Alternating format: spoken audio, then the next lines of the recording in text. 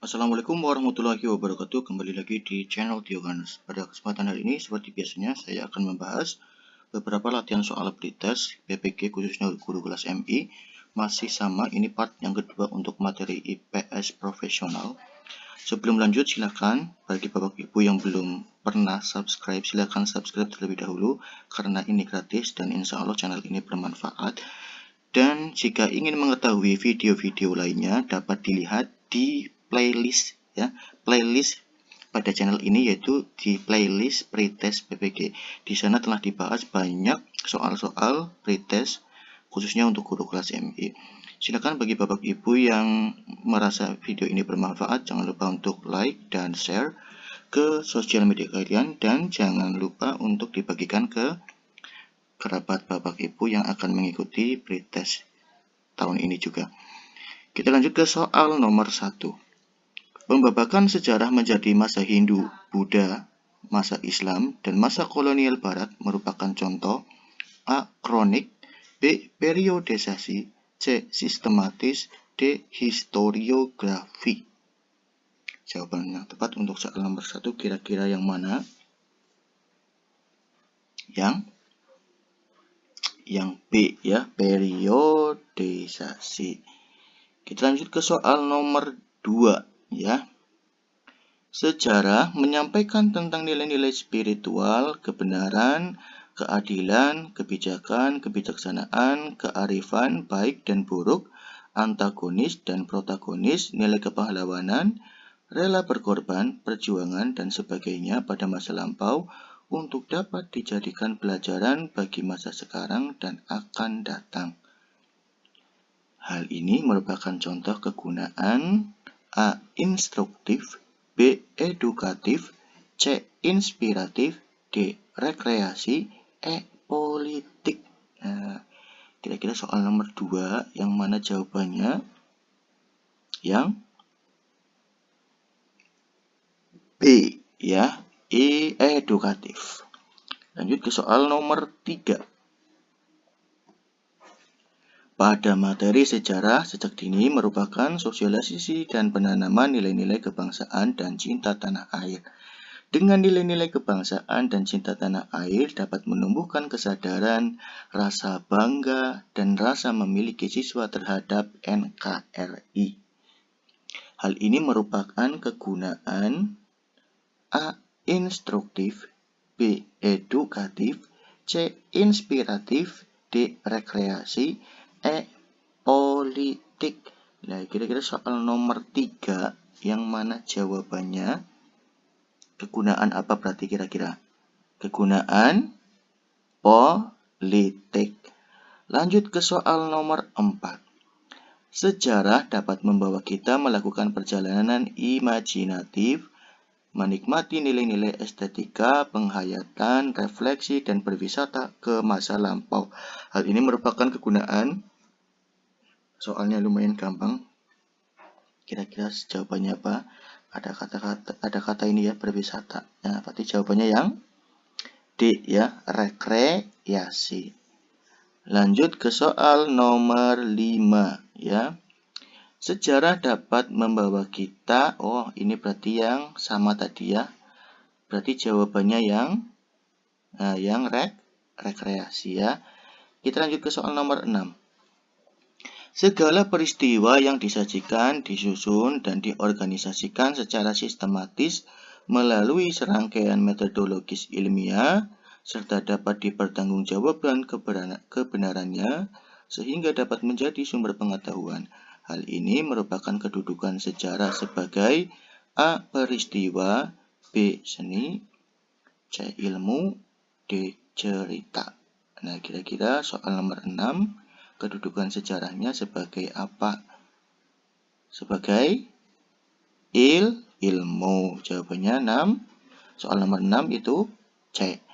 Lanjut ke soal nomor 7. Disebut juga dengan sejarah subjek karena terdapat subjektivitas, kesan atau tafsiran dari penulis pada suatu peristiwa. Dalam hal ini sejarah juga disebut sebagai kedudukannya sebagai apa ini ya maksudnya ya? A. Peristiwa, B. Cerita dan seni, C. ilmu, D. pengetahuan. Nah, kira-kira jawaban yang tepat untuk soal nomor 7 yang mana? Jawaban yang tepat yang B, ya, cerita dan seni. Lanjut ke soal nomor 8. Yang bukan merupakan ciri sejarah sebagai peristiwa adalah A. abadi, B. unik, C. penting, D. berkesan. Jadi ada 3 ciri sejarah sebagai peristiwa. Nah, ini yang bukan. Yang bukan berarti yang mana? Yang D, ya, berkesan. Jadi ciri sejarah sebagai peristiwa itu abadi, unik, dan penting. Jadi yang bukan yang D, berkesan. Lanjut ke soal nomor 9. Winskattel menyatakan terdapat 3 tujuan sejarah sebagai ilmu kecuali, yaitu A. mendokumentasikan kebenaran peristiwa yang terjadi pada masa lalu, B. mengkonstruksi pengetahuan tentang peristiwa pada masa lalu, C. mengkomunikasikan sejarah masa lalu ke masa sekarang, D. mempelajari peristiwa masa lalu dengan disiplin metodologis. Kira-kira jawaban untuk nomor 9. Jawaban nomor 9 itu yang C, ya, mengkomunikasikan sejarah masa lalu ke masa sekarang. Lanjut ke soal nomor 10. Di bawah ini yang bukan merupakan contoh simbol dasar yang biasa digunakan pada peta. Ya, ini berarti soal tentang komponen pada peta. A. simbol garis, B. simbol titik, C. simbol bidang, D. simbol arsir. Yang bukan contoh simbol dasar. Berarti yang mana? Yang D. simbol arsir. Soal nomor 11. Sungai, batas jalan, jalan raya menggunakan simbol A. garis, B. titik, C. bidang, D. arsir. Soalnya gampang. Ini kalau sungai, batas jalan, jalan raya berarti menggunakan simbol apa? Simbol garis, ya, simbol garis. Lanjut soal nomor 12. Rumah makan, bandara, pelabuhan, ibu kota negara, ibu kota provinsi, ya, itu menggunakan simbol apa? A. garis, B. titik, C. bidang, D. arsir. Yang mana? Ini juga soal gampang. Yang mana jawabannya? Yang B, ya, simbol titik. Kita lanjut ke soal nomor, ya, ini nomor 13, ya, berarti ya harusnya, ya.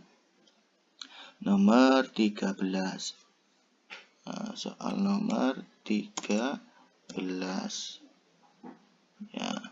Yang bukan merupakan syarat simbol adalah A. sederhana, B. mudah digambar, C. mudah dibaca, D. mencerminkan ketelitian data, E. bersifat khusus. Nah, kira-kira soal nomor berapa tadi? Nomor 13, jawabannya yang mana? Yang bukan merupakan syarat simbol.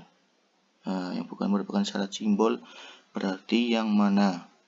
Yang E, ya, bersifat khusus. Lanjut ke soal nomor 14, ya.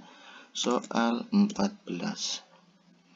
Keterangan simbol-simbol pada peta agar mudah dimengerti oleh pembaca biasanya letak bagian legenda di sisi kiri atau kanan, bawah, dan sebaiknya masuk di dalam garis tepi disebut. Nah, ini ya, mohon maaf, ini sudah ada jawabannya. Berarti jawabannya apa? Keterangan simbol-simbol pada peta.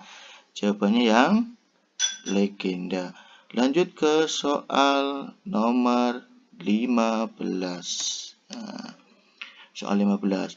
Komponen pada peta yang menunjukkan lokasi relatif berskala lebih kecil dari suatu wilayah yang memberi penjelasan suatu letak atau hubungan antara wilayah dengan wilayah lainnya pada peta utama, yaitu A. tanda orientasi, B. garis peta, C. skala peta, D. inset peta, atau E. legenda. Nah, kira-kira jawaban soal nomor 15 yang mana? Jawaban yang tepat adalah yang D, ya, inset peta. Kita lanjut ke soal nomor 16. Soal 16 yaitu peta khusus menggambarkan Nah, ini ya, kita ganti saja.